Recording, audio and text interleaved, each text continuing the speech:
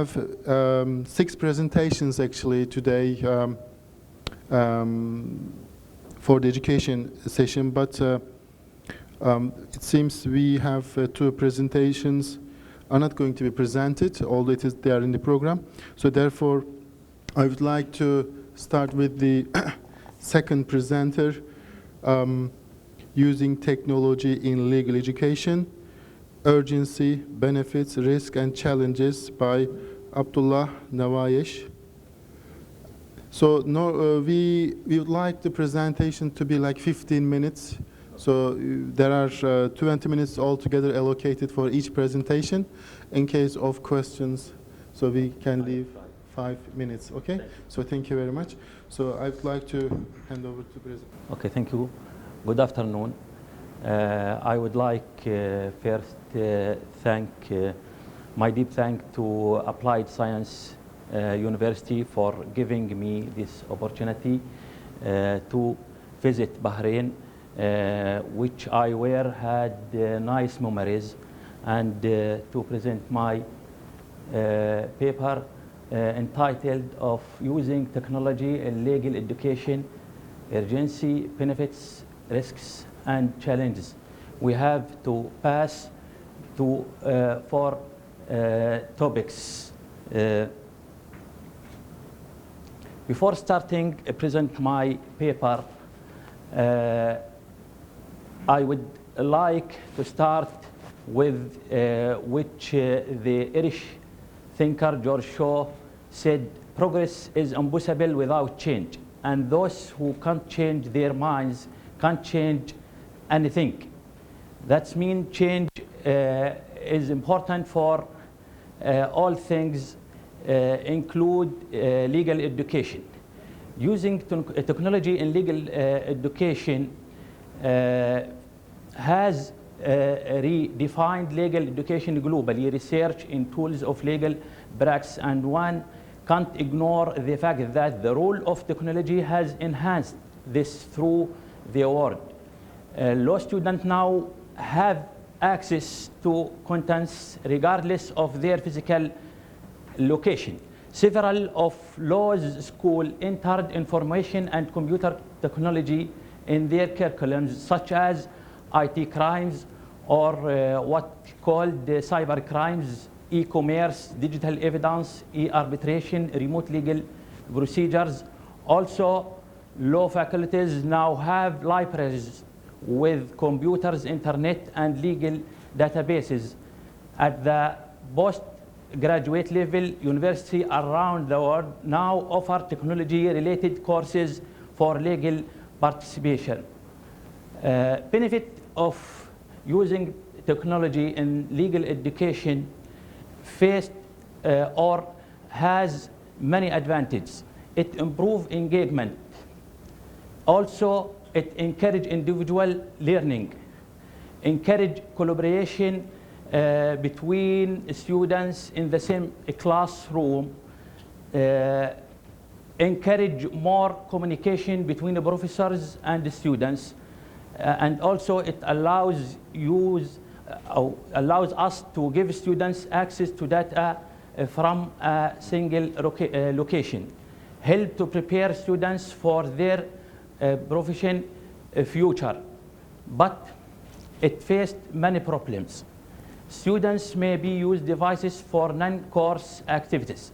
They are sitting in the classroom, maybe shopping, using internet, chatting during lecture. I did a simple study for a random sample of my students. About 100 students answer a question. I found about 60 of the sample use devices for non-course activities during lectures, at least once per semester. 25% used it continuously. Also, not all students have the same experience with technological tools. Technology can make it easier to cheat. In fact, this is a real problem which faced us during exams. Some students take advantages of technology for cheating by using high technology devices. We can't discount broadcast because it is a crime in Communications Act. My study shown about 10% of male sample, because at Sharjah University we have separate colleges for male and female. 10% of male sample declared that they are cheating by smart devices, and 13% of female did the same. There are privacy concerns to consider with technology in the classroom. Around the world, over 15 million people each year they are victims of identity theft in some way. This costs the economy over 16 billion per year since 2011. Over 100 billion in losses have happened because of this issue. Also, technology causes problem for information recall. If we don't teach students how to recall information by themselves without the use of smart devices, the next generation of students may be unable to function unless there are technology for them to access. Also, technology in the classroom could create medical problems for some students, like eye strain occurs when you look at computer screen for too long, include pain, back pain, eye pain, neck pain, feeling of tiredness. Technology can help legal education and make it more reachable.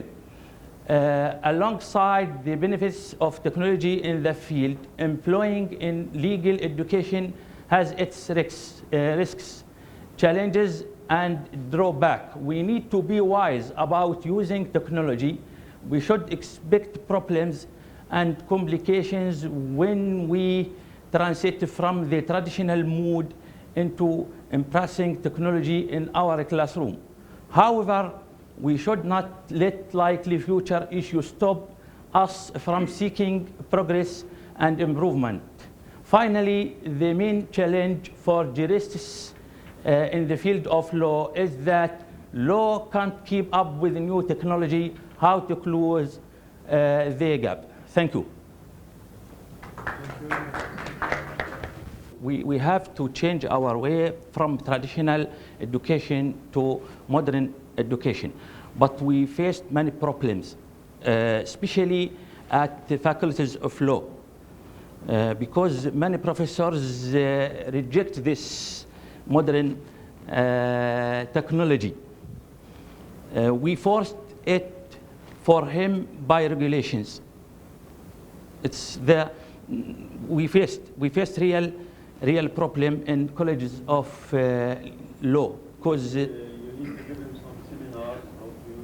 we have to enhance them and train them to persuade him with this modern technology. I want to add something. There is a lot of crimes committed during using technology. This is for unauthorized access, for identity theft. It's a simple way. Labs data show we use several technology. I mean, to what extent?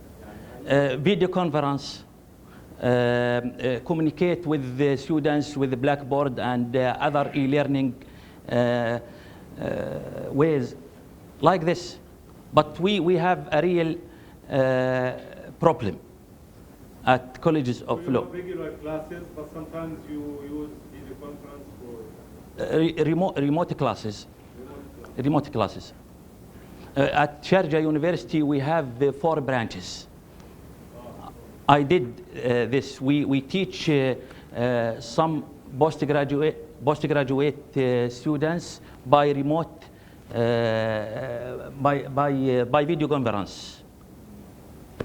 because of the distance. You are in one branch and you give me. I am at the main campus.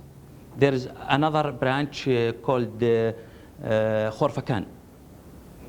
There is a section for postgraduate students. We give the lecture in the main campus, and we have a classroom which have video conference, and we broadcast this lecture from the main campus to another branches. And in terms of research, again, it's an Okay. open area to explore. Thank you. Very much for your good presentation. Okay, good afternoon, everybody. I want to talk about analysis and design of a curriculum management information system. My presentation will first talk about introduction, then I will give some background about the problem motivation and problem statement. Then I will move to the related work in this area, and I will propose my approach, and then I will present my results and analysis, and finally my conclusions and future work. First of all, I would like to talk a little bit about curriculum management information system from 2 points of view. The first side from the university side, and the other side from the staff and the quality assurance people. For the universities, all of the universities, national and international quality accreditation bodies requirement seeking for enhancing and ensuring quality and management process for their offered academic programs. So all of the universities, inside Bahrain and outside Bahrain, they are seeking for enhance the quality and the management of their curricula. And from the quality assurance people and staff who teach these programs, there are a lot of difficulties with existing paper-based work. They are suffering all the time from the paper-based work regarding the curriculum management, and sometimes from the alignment between teaching and learning with assessment methods, and how to keep data integration from, for example, study plans to exams to moderation to observation. So they have to put a certain information in all of these information, and all of these informations must be integrated to each other and aligned to each other. So this is the problem. So curriculum management system is a computerized system that supports the whole curricular process, all the way from planning to execution to assessment. And authors in this publication, they consider the system of curriculum management as an evolving tool and innovation.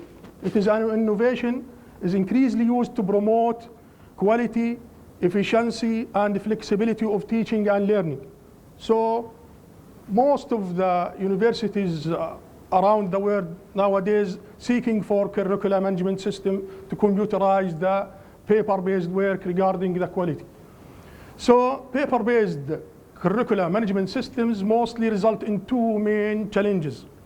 The first challenge is the misalignment between course learning outcomes with teaching and learning methods and with assessment method, because sometimes instructors, they may ask to put teaching and learning for this form, and they may transfer these methods to the another form. They may make some mistakes. The second challenge is the inconsistency of data presented in different required form. So with the quality assurance review report, all the time we face this problem when we review these reports, that some of the instructor put teaching and learning method in the study plan different than the teaching and learning methods in the course specification file or in other forms that are required by the quality assurance people. So there are inconsistency of data presented in different required forms. To face these challenges, this study introduced a curriculum management information system That will replace the existing paper-based system by a web-based system to overcome these two major challenges, and will facilitate also the producing of reports. So this study introduced the curriculum management system according to the requirement of the Bahrain Educational and Training Quality Authority, BQA. So this curriculum management system will take into consideration the requirement of BQA. This system, this is the motivation and problem statement.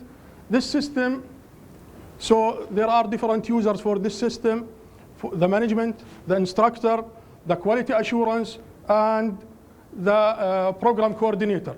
This system will automate the process of exam, pre and post moderation, class observation, course specification, study plans, course evaluation form, CLOs and PLOs matrix, instead of the Excel sheet that we all know here for the ASU people, and course portfolio.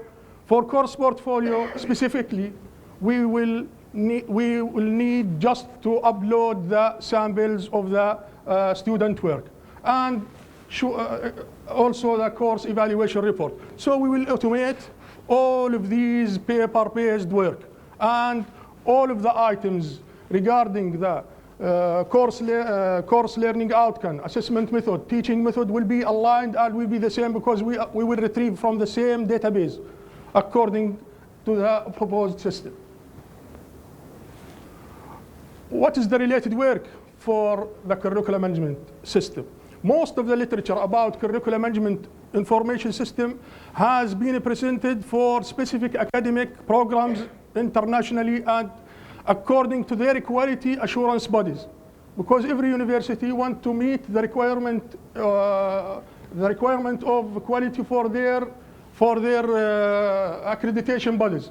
So unfortunately, we will see inshallah in table 1, next slide. Unfortunately, none of these articles address the requirement of Bahraini BQA. And we all know that there are some commercial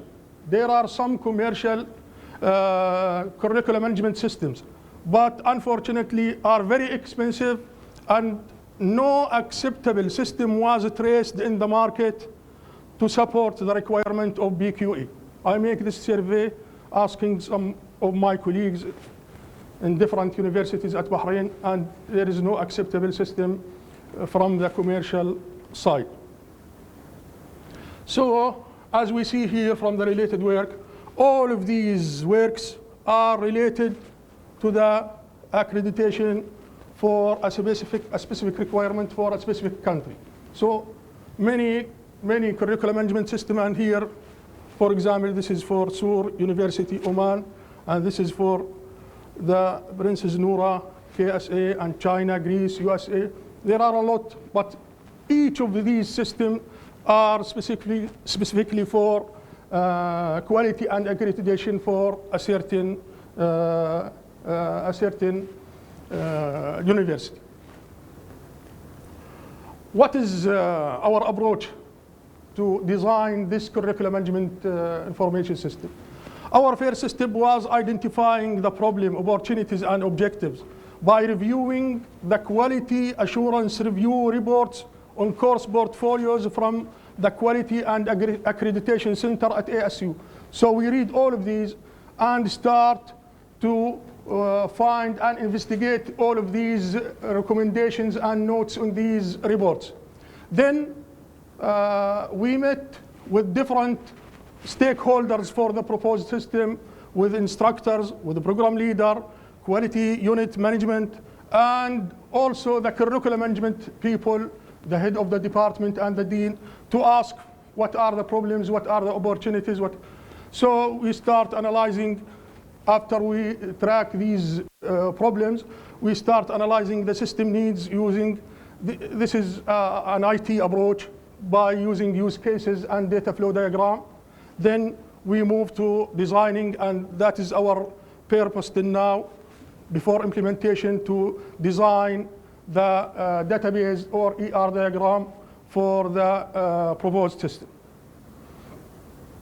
So this is the context diagram. In the context diagram, we show here the users of the proposed curriculum management information system, the academic administrator, quality assurance people, and how they will contact or interact with the system. And here is the instructor by marks, by observation, by moderation, by course evaluation report, by course portfolio also. And this is the program leader who will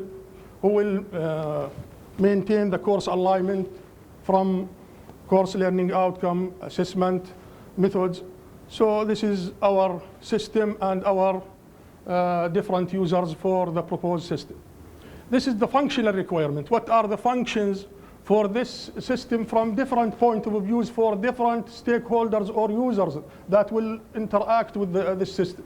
So for instructor, for example, login, enter marks, upload samples, generate course portfolio, generate course evaluation report, and for example here for the quality assurance system, they may verify or review any one of these reports, and they can review these reports automatically. So these are all the function requirement for 4 types of the users of this. This is our design stage. After requirement and analysis, we move to the design phase. We think for the design from 2 points of views.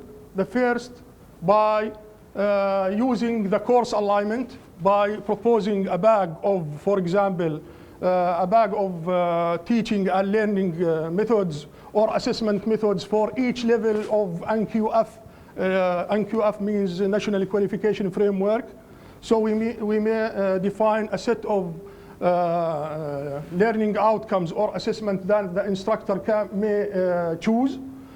This is the first thing, and this is supported by Biggs. It is a famous and a well-known theory in education that there must be a constructive alignment between objectives, learning outcome, teaching activities, and assessment.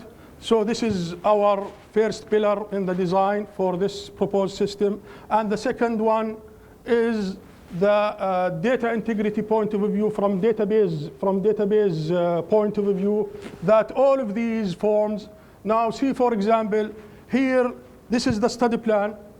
For the study plan, we have teaching and learning methods. And here for course specification, we have the same information that the instructor may add to this form. Here for NQF placement, and here, for example, for the exam, So all of these forms are different forms, and sometimes the instructor may put accidentally and errors in filling these forms. So by course alignment, we can make all of these forms integrated and talk to each other within the same database. And by data integrity, we can extract, for example, assessment method, teaching methods, information, class information, instructor information, to put it directly from one form to another and exactly without any modification or any mistakes. So this is the sample of integrity. So the design was based on data integrity and Gibbs theory for constructive course alignment. This is our final result because this is before implementation. This is the proposed curriculum management system class diagram. And we see for each college we have a certain department, and for every department we may have one program or more. For each department we have program objectives, and that program offer a multiple of courses. For each course we have course objectives and CLOs, and for each CLO we have a different teaching and learning methods and different assessment methods. So if we reserve this ER diagram or this class diagram in our database, everything in the implementation phase will be easy for us to, inshallah, implement the proposed system easily. What's our conclusions and the future work? Our conclusion is in line with the Bahraini BQA requirement. This paper presents the design, the analysis and design of information system for curricula management system, based on integrity and constructive course alignment, based on two theories.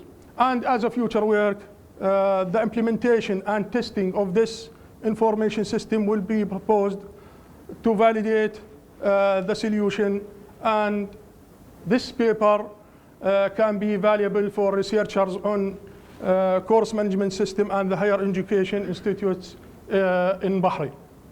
So this is our final conclusions and future work. And thank you all. Any questions? Yeah, all of these arrows you can, for example, for any of them you can update. This means update and post assessment. If there is any feedback from post assessment or pre or post moderation, there will be a feedback not from the instructor, from the program leader, so as to make the things systematically running. So each one of these users have certain responsibilities. No, program leader who follow the output of the program, who check the program learning outcomes of the program. Yeah, they can see all of this. They can see it, as I said in one of the slides, that the instructor may see the matrix, because nowadays we work on a Excel matrix that maps course learning outcomes with the program learning outcomes, and we can track the achievement of our student. We can track also our program learning outcome according to course learning outcomes and the linking between these. I think this question is out of my out of my study. I want to actually add something on top of that. So when you look at this slide about use case, so you've got the Quality Assurance Center. Assurance, the stakeholders, who are these? This is admin, head of department or the dean. Okay, the other one? And this is the program leader. And the other one? And this is the instructor. Where is the student? Now this is the curriculum management system. Student can, there is another system in our university. It is student information system, linked with this system to show the results and feedback. But this is to manage the curricula itself, because there is another system for students. At the end of the course, the student has to do evaluation. Yeah, there is. Yeah. As a feedback. We can add. Yes, we can add for evaluation. You mean the instructors and yeah. Okay. Yeah, we may add a student just for browsing or sending feedback or evaluation, because in our case we have two different systems for our students. There is a survey feedback for the student, and also there is a student information system already that may integrated with this, connecting between these two systems. And there will be also another smart functions that we may search for automatic email when some of these uploads a certain. Yeah, thank you. Assalamu alaikum. I'm going to present a paper about the innovation in the education of architectural schools to improve awareness of architectural conservation.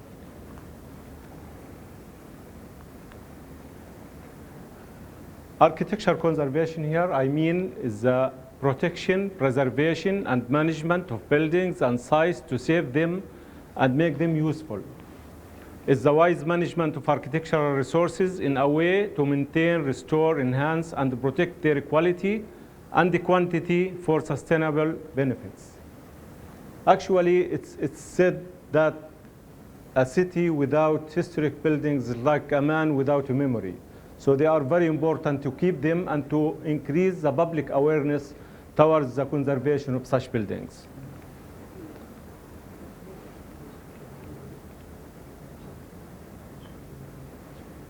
This is the way it's done. This is a photo for before, and how could it be? Awareness It's meant here the minimum knowledge and interest required, education of architectural schools, graduate and postgraduate studies in universities and schools that offer architectural programs. Protecting and conserving the built heritage of communities present a real challenge for developers, architects, and for architectural education programs as well. Most of architectural schools around the world offer one or more courses or a full degree program on architectural conservation, aiming not only to improve the awareness of their students, but also to play a role in the community conservation initiatives. This paper highlights the innovation in the education of architectural schools to improve awareness of architectural conservation. The main problem of the research is identifying characteristics and innovation in architectural programs to be able to improve public awareness towards architectural conservation. Architectural conservation education, actually, the Amsterdam Declaration in 1975 concluded that the architectural heritage will survive only if it is appreciated by the public, and in particular by the younger generation. Educational programs for all ages should, therefore, give increased attention to this subject. And here was the start, actually. Introducing architectural conservation to architectural programs. Architectural programs differ from one school to another. Going through the programs of some architectural schools around the world, mainly 3 levels of introducing the architectural conservation within exist. The first level is 1 or 2 architectural conservation courses or modules in the curriculum. The second level is a special conservation program on undergraduate or graduate levels. And the third one is the activities that schools organize, such as practical training, seminars, trips, workshops, and conferences. What is taught? The subjects that are included within the architectural conservation courses are varied. The following are some of the innovations and ideas regarding the subjects taught. Courses should be multidisciplinary, training in disaster preparedness and in methods of mitigating damage to cultural property. There should be further training for conservation work with instruction in the historic details and the practices, and the theory of conservation with the need for documentation. Many historic skills will have to be recorded and revived. One of the main criteria of teaching conservation is understanding the identification and assessment of the significance of architectural heritage, which should be the core of conservation courses. The main factors which form the cultural heritage significance due to the Madrid New Delhi document may rest in its tangible attributes, including physical location, its associated landscape and setting, design, for example, color and schemes, construction systems and technical equipment, fabric, aesthetic quality, and use, and or in its intangible values, including historic, social, scientific, and spiritual associations of creative genius. Who and how to teach? What should be the necessary background to make a teacher able to reach the designated goals? Which kind of experience she should have, and how colleagues of different disciplines could collaborate for the development of teaching and formative activities in such a complex field. According to ICITEE, International Council on Monuments and Sites, guidelines for education and training in the conservation of monuments, ensembles, and sites, conservation works should be entrusted to persons competent in these specialist activities, professionals, conservationists who are able to read a monument, cultural and use significance, understand the history, setting, and technology of monuments, understand and analyze the behavior and the technical issues of monuments and sites as complex systems, administrators and planners to resolve conflicts, to develop conservation strategies. Could be taught as separate courses. Who and how to teach. Conservation could be taught as separate courses. Could be integrated in architecture and design courses from different perspectives. The importance of engaging architectural students with actual construction materials and training in the field. Finally, varied teaching methods and content delivery would maintain student engagement all the time and could include guest lectures, panel discussions, videos, webinars, class discussions, and field trips. The questionnaire, actually a short questionnaire, has been distributed to 28 academics and specialists who are teaching in architectural schools around the world. The questionnaire consists of 3 parts discussing the themes of the innovation in the education of architecture schools to improve awareness of architecture conservation. The first part consisted of 14 questions about the importance of education in improving architecture conservation awareness and how to integrate the built heritage as a part of architectural education. The second part consisted of 10 points of innovation which could be applied in architectural programs and teaching to improve architectural conservation awareness. And the third part of the questionnaire is about the inclusion of conservation courses within architectural programs. This is the first part in which of the questionnaire, the importance of education to improve architectural conservation awareness and how to integrate the built heritage as part of the architectural education. Most of the respondents were strongly agree on including conservation courses within architectural curriculum. The table shows that most of the respondents are strongly agree that university education is important in improving architectural conservation awareness within the society. Architectural programs must have 1 or more courses on architectural conservation to help improve conservation awareness of both students and community. The respondents pointed out that architectural conservation courses should include the following subjects, respectively according to their importance. First one was cultural and social aspects. Second, technical aspects and documentation methods. History and theories. Economic aspects. Technology and computerized techniques. Legal and management aspects. Mathematical and geometric analysis. Of course, those are regarding the architectural conservation. The second part of the questionnaire was what innovation could be made to architectural programs and teaching to improve architectural conservation awareness. And the table shows since the conservation courses modules are limited, the concentration should be respectively on practical work, such practical training on historic sites and buildings, on technical issues, on theoretical studies, on organizing field trips. The part 3 of the questionnaire was the number of or type of architectural conservation courses in the bachelor degree of architectural programs. And the table shows that the respondents identified the top priority is to have 1 or 2 conservation courses in the architectural programs. In addition, conservation subjects which are not included in conservation courses could be included in other curriculum courses or modules. So 2 major courses directly in architectural conservation, and other subjects could be taught in other modules.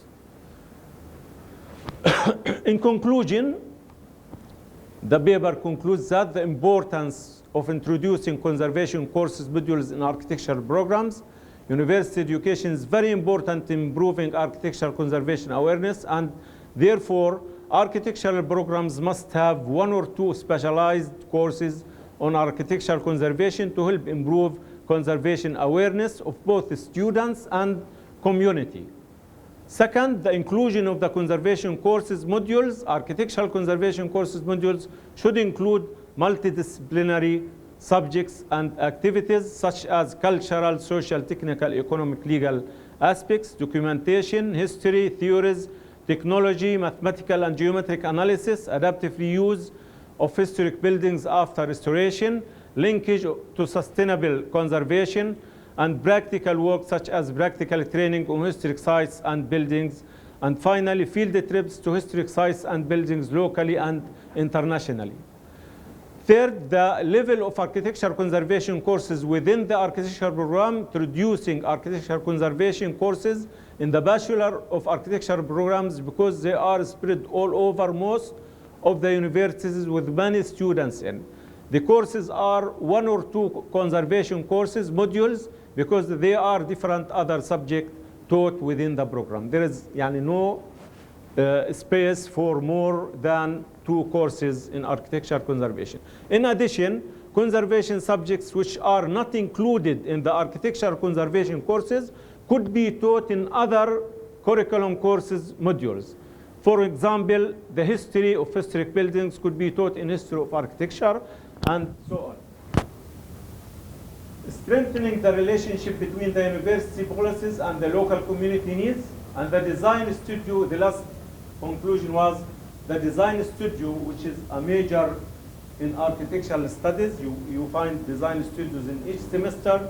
Design studio courses are very important tools to apply the integrated approaches in teaching conservation, which promotes students' abilities in deeply understanding the heritage significance and revitalizing its values, investigation, understanding, analyzing, and creative thinking methods to provide a conservation planning. Thank you.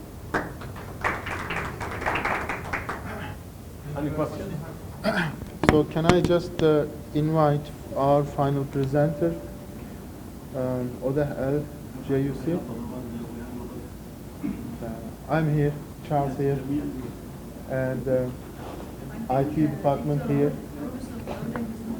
Pardon? Okay. No, you're using problem-based learning in innovation management. Okay, so to make it short, so I'm gonna be talking. So we have another presentation. There's another one. Will they share? Who's coming? Who come? You have? Okay, no problem. So be me and you. Yeah. Yes. And you 3. Yes. And Charles. Yes. So I'll be talking about problem-based learning in innovation. And I'll be talking about introduction to innovations, learning, teaching. And then the background of the higher education. And then we gave the framework in the problem-based learning. And then we gave the case study. And then we have the conclusions. So we start with the introduction.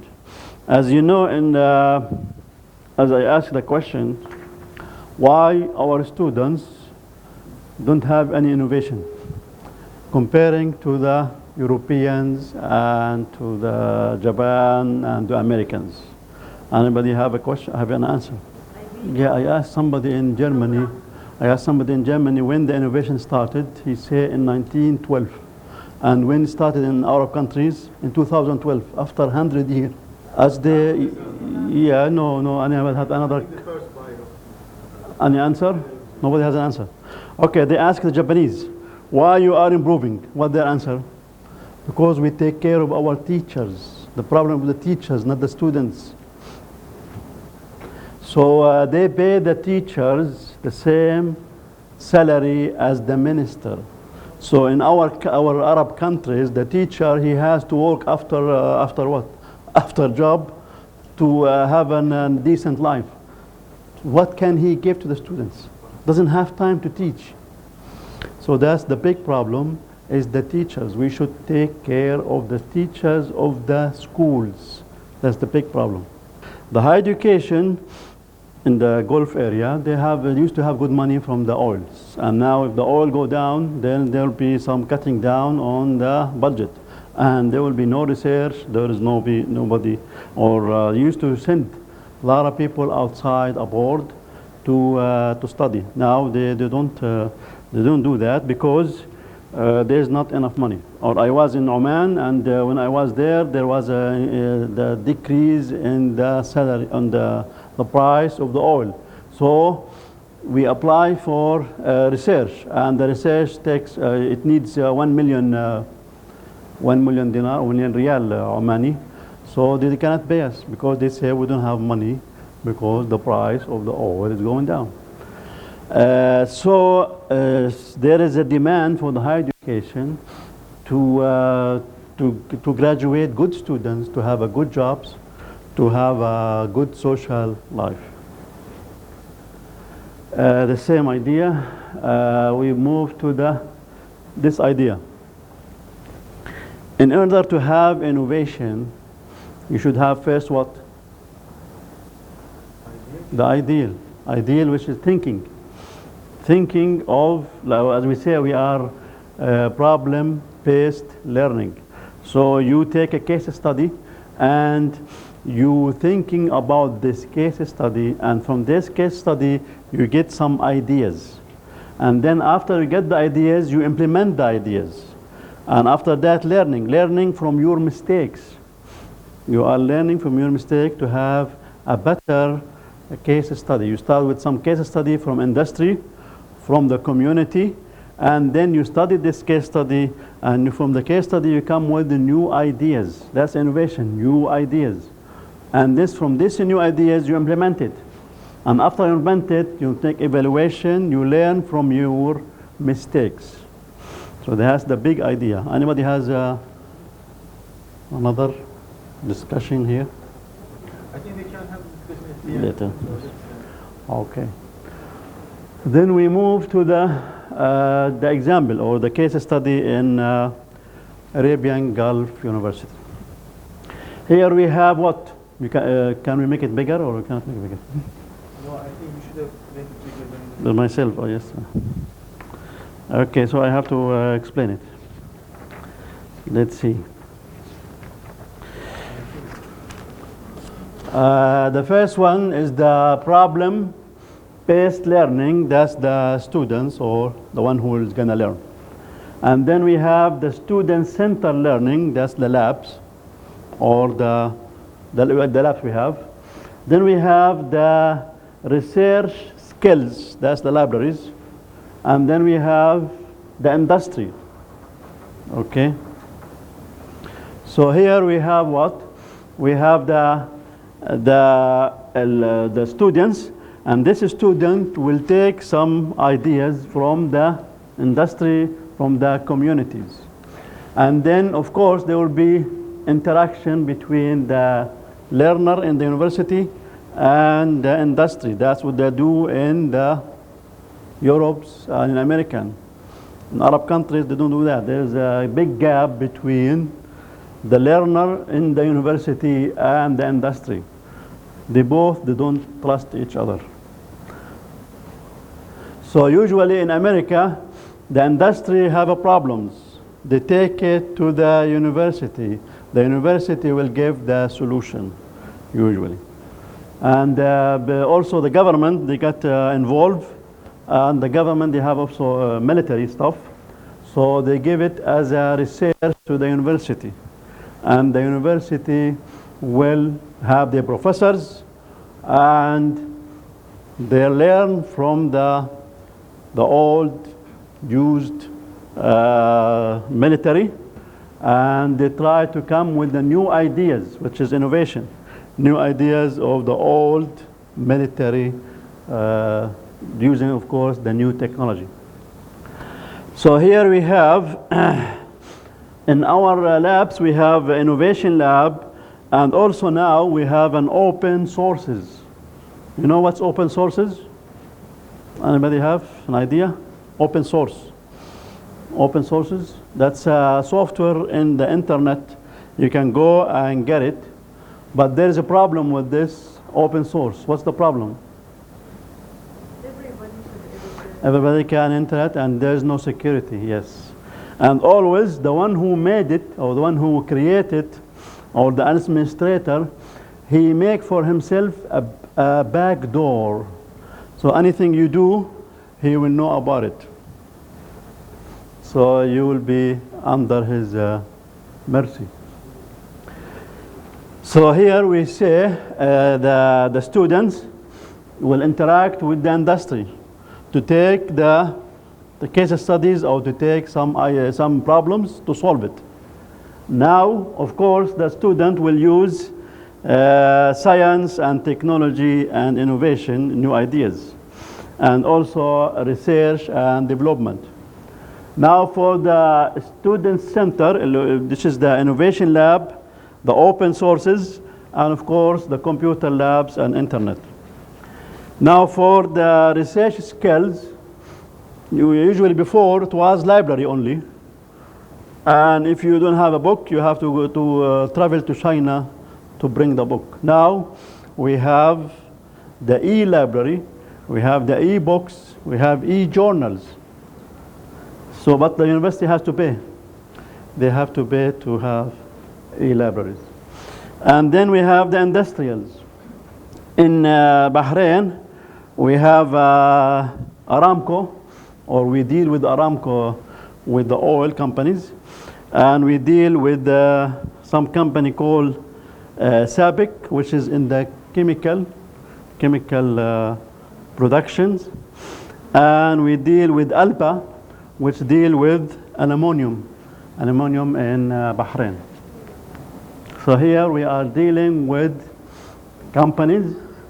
We have innovation lab, and we have e-libraries and e-books, and then our students will take the case study from the industry and from the community, and will come out with the new ideas, which is the innovation. And that's it. Yes, actually I'm presenting on behalf of one of our colleagues and two co-writers who are not able to attend the conference. I'll try my best to deliver what they are trying to say in their research. So the research they conduct, it is in somehow related to the one for Mr. Abdullah about using e-learning, because it is interrelated to that in somehow. So soft skills that improve distributed teams and e-learning efficiency.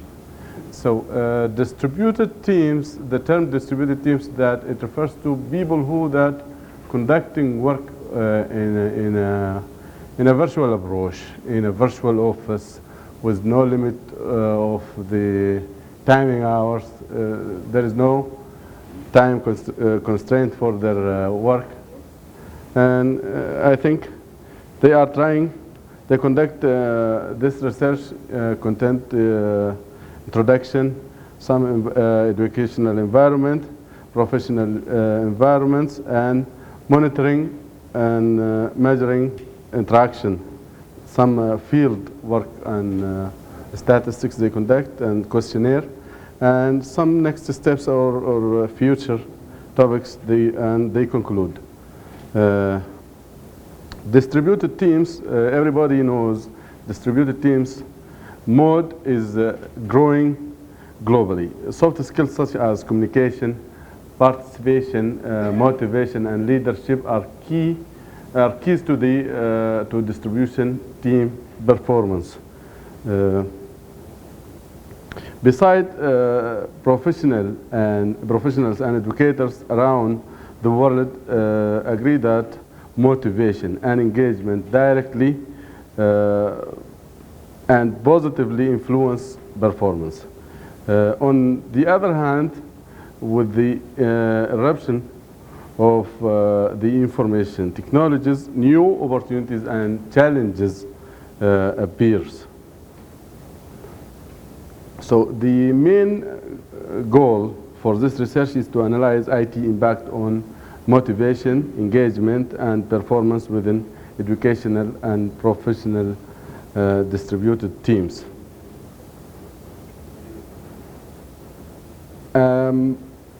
As education has a huge range of aspects where IT can influence, in this research focuses on motivation, engagement, and performance. Academic performance indicates whether students' learning process has been successful or not. Meanwhile, engagement and motivation help to have a better educational environment with a better academic performance.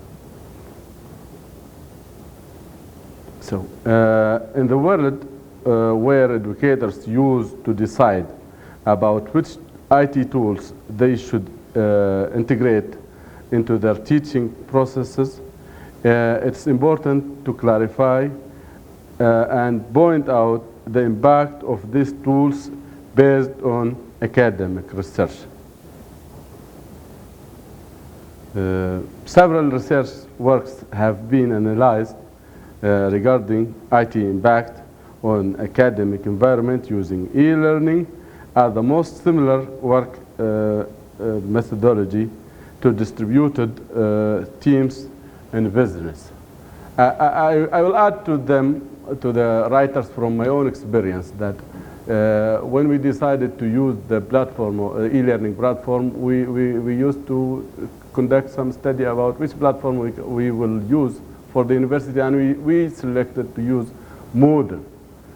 I found out in the world there is 78 million users to the Moodle all over the globe.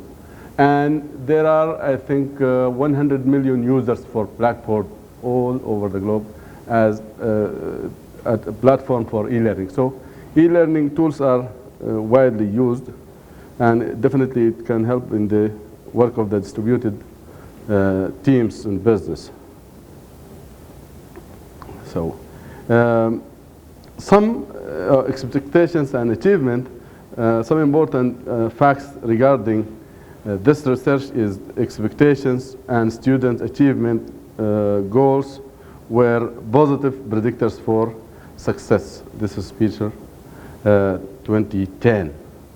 And social media tools can have a positive impact on educational environment as well. This is Reynolds in 2011. Learning styles predict performance through online participation. This is Hong in 2013. Quantitative measures are the most important to predict the results of students. This is Romero, one of the authors themselves. And there is questionnaire as well as a tool. Questionnaire are tools that widely used for measuring elements on educational environment. Distributed teams are composed of teams members who fulfill their work remotely and do not share a central office or a common working hours, and can be in different shapes and sizes. I've been through one website that is a huge tools and expertise who offer to teach any kind of science, history, music, a lot of aspects they are offering online. And there is a lot of these aspects as well offered by big companies like Microsoft and other big companies.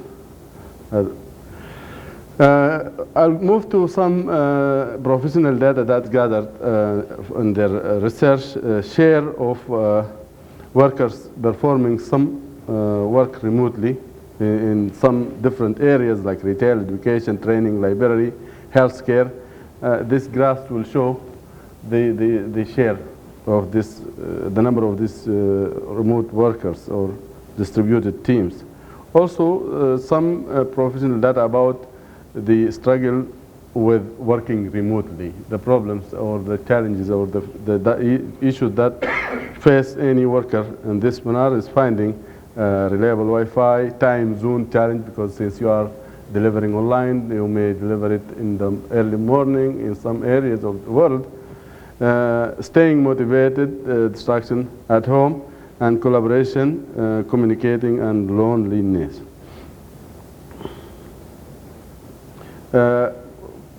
Their research findings or benefits, personal satisfactions and higher quality of life are strong motives for remote workers.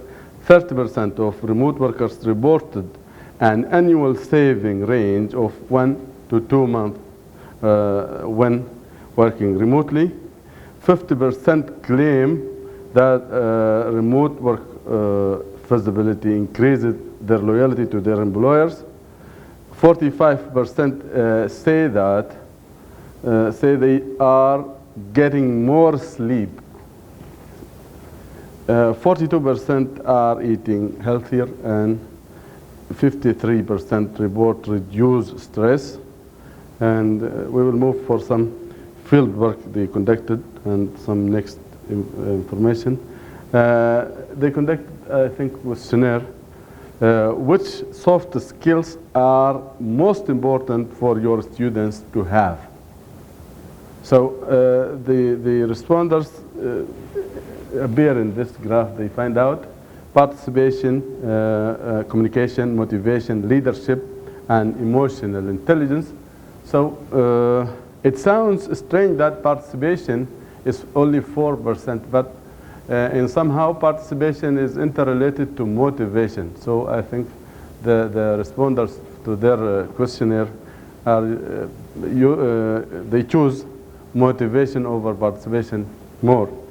So the same presentation or same study, they rewrite or they have another question for the same area or for the same skills they are asking about. Which soft skills of our students do we have need the most improvement? So again, participation, communication, motivation, leadership, and emotion, and the figures change. So some future or next step, the research capacity within their own environment, separate positive and negative impact, evaluation before questionnaires-based studies results, better elements to predict IT impact, a method for monitoring and measuring IT impact on performance is needed. As a conclusion of their research, utilization of effective distributed teams and online education is become a global hot trend that is being adopted by multinational companies and educational entities. To perform similar questionnaire on the to the one presented in the field, but should be directed to the business persons. Further research and continuous data collections is needed, and it should be done while involving several affecting factors in order to have a higher precision and feedback and results. Thank you very much. I was presenting on behalf of one colleague and 2 other co-authors with him. Because of they have difficulty to come to Bahrain. I'll try to interact with you and respond to your discussion as much as bear my knowledge to this track.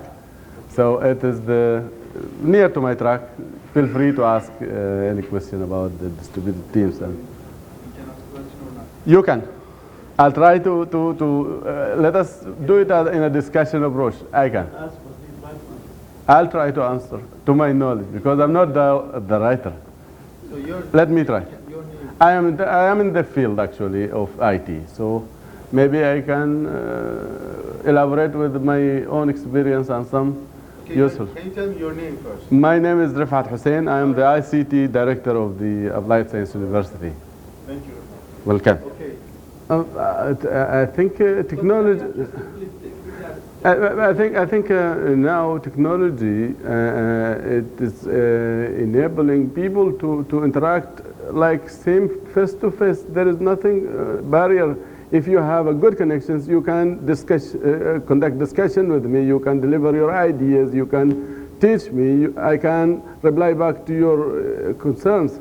So you can create typical teaching environment from where you are. Sitting at your hotel room, you can interact with me freely with any kind of skills you need to deliver to me. And there is the way you need to use for your delivery, it's free.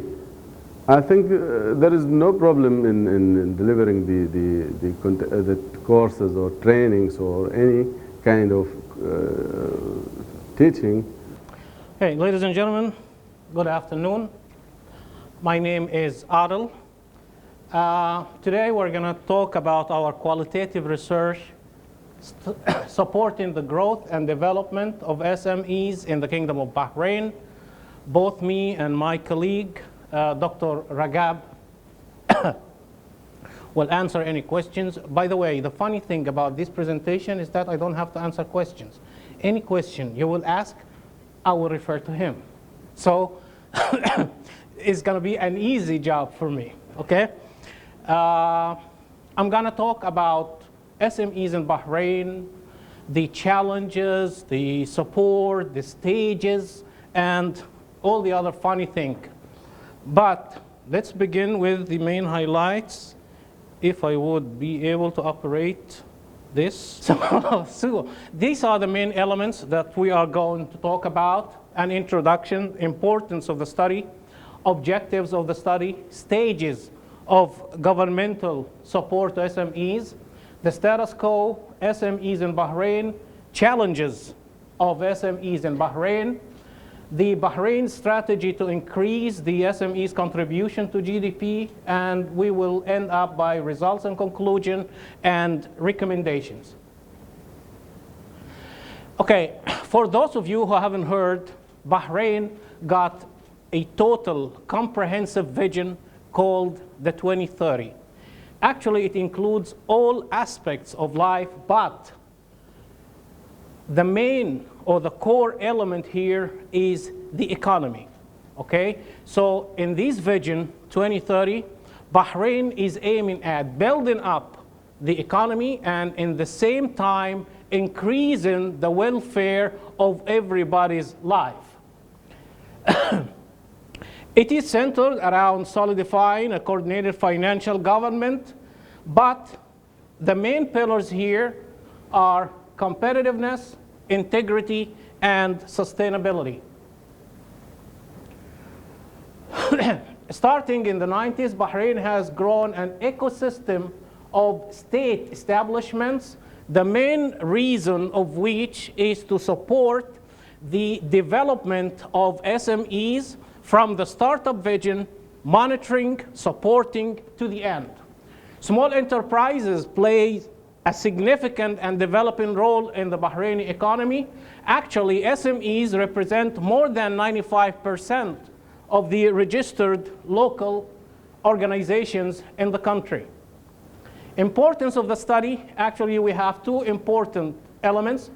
Despite the significant role that SMEs play in the Bahraini economy, the literature actually is very little, spotting the light on the SMEs, and especially that the SMEs, contribute to around 30% of the GDP of the country. Objectives of the study, discussing the challenges and barriers encountered by SMEs in Bahrain, increase the contribution of GDP, profitability enhancement, and increase in the support schemes. In the international, or actually, internationally talking, SMEs are very important in any kind of economy. In the Australian economy, they represent around 98% of all Australian businesses. In Chile, 98.5. In Tunisia, they represent 62 of the total employment. So Bahrain is no exception to this. We find that the SMEs represent or contribute 30% of GDP, and they provide employment to 75% of private division workers.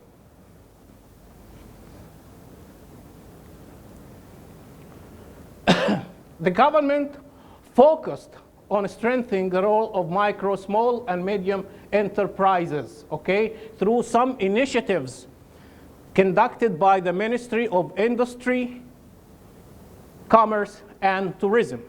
Usually, you know, there had been something like 17 initiatives in this arena, but all of them are focused in main 5 highlights.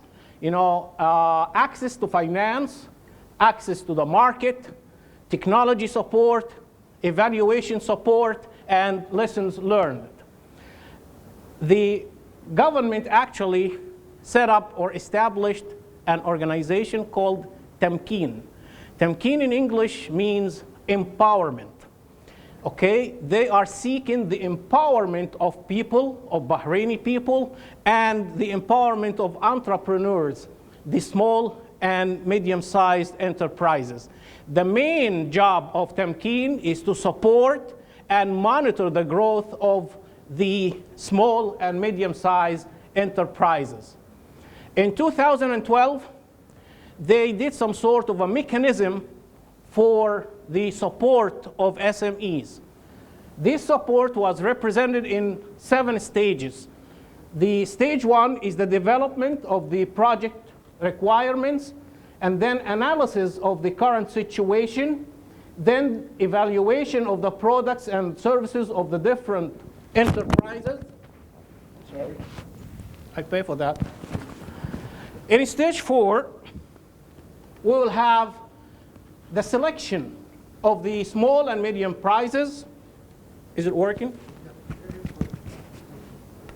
So I don't have to pay? In stage 5, in stage 5, the gaps were analyzed, and then in 6, vendors and buyers were monitored, and then the results and the lessons learned from the experience. But it's not an easy ride. There is nothing called an easy ride in economy. We have a lot of challenges around here. The first one is the qualified human resources. If you have a small or a medium-sized company or project, you need to offer the human resources to be hired a decent package. But the problem is you're constrained with your financial capabilities. So it is very difficult, it is very hard to locate and to obtain the required human resources, skills that you need for your project. The other thing is, or the second thing is the financial challenges. If I'm gonna make a small or micro or medium even project, it means that I will need a lot of money. You know, sometimes financial aids are not possible, so this would represent a huge challenge. Fierce competition and lack of adequate marketing support. Globalization affected everything in life, okay? A lot of companies are competing in the same market. Bahrain is a small market to some extent, so competition is fierce. The common challenge is the instability, and then the procedures and fees. And the last one is the percentage of Bahrainization. For those who are not living in the Gulf area, Bahrainization, Saudization, Kuwaitization, it means that moving the jobs from expats to the natives of the country. So the Bahrainization percentage is not going as well as other sectors within the kingdom. Here we find that based on the vision of 2030, you know, some percentages that we need actually, you know, to move from 2017 to 2022, like the contribution to the GDP, which is 30%, we need to move it up to 40% by 2022. You know, increase the MEC contribution to exports from 8% to 20%. Employment of Bahraini nationals from 36% to 43%. The results and conclusion, we find that the study finding demonstrated that the primary obstacle Bahraini was a shortage of qualified HR. The government, through Tamkeen, MOIC, BCCI, and the parliament is attempting to overcome such issues. One of the main challenges in Bahrain is marketing, given the size of the domestic market in Bahrain. Another finding of the challenges encountered by SME is the absence of regional and domestic and regional focus. We made some recommendations, like the Bahraini SMEs should seriously explore going beyond domestic and regional markets. The Bahrain Development Bank, actually it is the bank that is supposed to support SMEs, they should engage in dealing with challenges encountered by the SMEs, especially with long-range loans from 15 to 20 years. Both Tamkeen and Bahrain Development Bank should supervise the admin, accounting, and so on of the SMEs. The LMRA, SIA, and EWA, it means the governmental agencies responsible for water, electricity, social insurance, and so on, should have some sort of flexibility with SMEs. The necessity of directing a part of governmental procurement, to the products and services provided by SMEs. As for the macroeconomy as a whole, the Ministry of Industry, Commerce, and Tourism should deeply study the reasons leading to the distress of several SMEs in different sectors. And Bahrain Central Bank should contribute in solving the financial problems sustained by most of SMEs through allowing traditional and Islamic financial institutions to grant easy icons and easy loans for SMEs. Thank you for your time. Right, so I didn't really do this paper or got much involvement in it. I'm presenting on behalf of Nisha, so no questions, guys. So Nisha's paper is on smart city business models from a waste management perspective, a systematic review. I also have a cough, so if I do sound a bit rough and you don't understand me, just let me know. So the agenda for this paper is basically looking at smart cities, the research rationale, research aims and objectives, the methodology, findings and discussion, and then to conclude and give you some recommendations. Just a little bit of an introduction. The research paper provides an overview of the case studies of waste management solutions used in different smart cities. So every year, an estimate of 2.12 billion tons of waste is generated around the world, and the World Bank estimates that this is going to increase to 3.4 billion tons by 2050.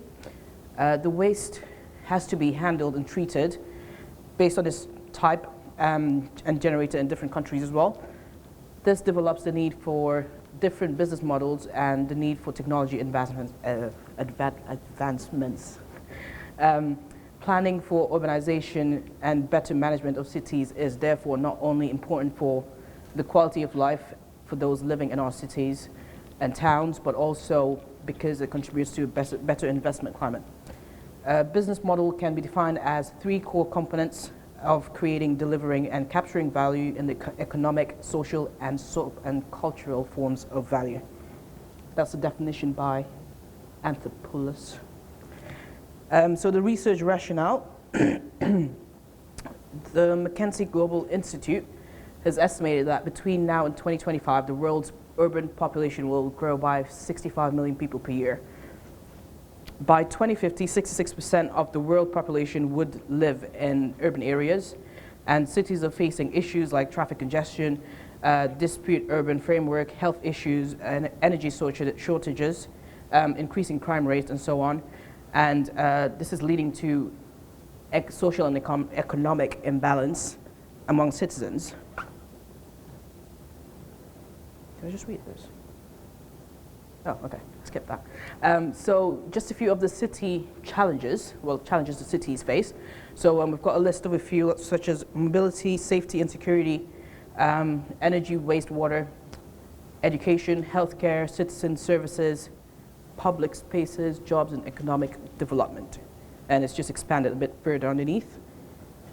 The research rationale, planning for urbanization and better management of cities is therefore not the only important for the quality of life for those living in our cities and towns, but also contributes to a better investment climate. Did I just read this? It sounds very familiar. Yeah, so the technological challenges develop ways of creating values, crises in cities, and hence the need for business models. Business models can be, well, they're drivers of a firm objective and help in conceptualizing a way the business is done. So the aims and objectives for this research. The aim of this research is to explore challenges in cutting-edge development in the field of smart city development globally. In order to achieve this aim, the following objectives were identified: to critically review the different schools of thought on the concept of smart cities, to investigate the key reasons for implementing smart city strategies, to identify and document the business and technological challenges for implementing smart city strategies, to explore the success factors for smart city development, to explore and document the international case studies on smart cities, to explore business models for smart cities, and finally to address the research question which was initially identified. So the research methodology, a systematic analysis based on Jessen approach, what has been followed during this paper for the literature review. So for the research question, what are the key challenges faced by developing countries and developed countries in their journey to develop a waste management solution? A systematic review was conducted using the string words, waste management, smart cities, and business model. And after removing duplicates, it got narrowed down to 155 documents, which was further checked for more duplication and got narrowed down eventually to 35, and eventually 11 papers were actually used for the literature review. A summary of the key findings. A business model for smart cities is meant to guide a city council in expressing and articulating how it will accomplish the objectives of its smart and sustainable city strategy. Smart cities require innovative business models which depend on different characteristics and factors. As described by, I really don't know how to say that name, so I'll just let you read it. An integrative framework was for waste management in smart cities has been developed with a concept on whole product lifecycle. For smart and connected communities, the following elements of importance were identified: collection of product lifecycle data, full visibility throughout product lifecycle, novel business models based on product lifecycle data, city infrastructure, intelligence, and connected data. So Nisha has done a few case studies, and one of them was the city of Seoul is that in China? Oh no, I'm okay, thanks. I've had a cold for like a month now, so I just have a cough. Yeah, city of Seoul. The city faced huge problems with waste overflow and waste collection, insufficient bins and poor collection strategies, which resulted in waste piling up in the streets. So they basically installed 85 cleaning cube bins, which provided a tracking system to collect waste efficiently in real-time monitoring and route optimization. The process has in turn helped to reduce bin overflow by 66% waste collection, and cost was reduced by 83%, and recycling. Yeah. Second case study is the installation of Big Belly solar compactor. So in Iowa, Planning and Management Department installed Big Belly intelligent waste collection system at an Iowa State University. The system has solar compactors with wireless monitoring, reducing the tipping frequency. Bins are cleared only when full, which has increased productivity by 90%. I think this is the final case study, which is in Mecca. I don't know any of these countries, guys. Mecca. Is it Mecca. when you say Mecca? Mecca. That one. Yeah, there you go. The proposed system raises the efficiency by providing smart trash cans with the concept of recycling and sensor networks. The technology uses sensor techniques inside the container and segregates the waste. Actuators are used to inform and collect the waste in real time. The system provides low-cost solutions, saving money, provides high performance with improved quality of life. So some of her key findings, the need to understand the adoption of circular business model in waste management solutions and applications of business model canvas features in the system is of requirement for future smart cities. Sustainable, innovative business models will provide a solution for a better waste management system in the developing smart cities. The need for business models has been seen in the literature as a requirement for resource for future cities. In conclusion, the business model canvas identifies the important aspects like social and environmental issues which are not present in other theoretical models. The circular business model talks about the circular economy and the development of the same in the waste management systems. The necessity, development of theoretical frameworks for business models in smart cities. And that's it, guys. Thank you very much.